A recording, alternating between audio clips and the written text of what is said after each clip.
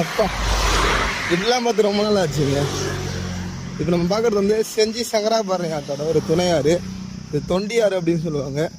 செஞ்சியில் வந்து தொண்டூர் அப்படின்ற இடத்துல வந்து இந்த ஆறு உற்பத்தி ஆகுது. இந்த ஆற்றுல பெரும்பாலும் வந்து தண்ணி வந்து மழை காலங்களில் ஓடும்.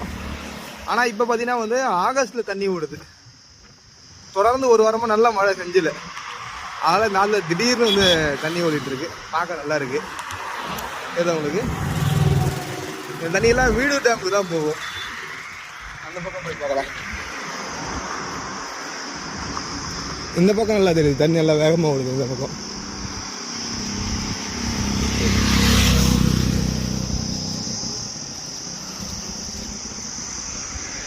பாருங்களேன், நல்லா ஓடுது.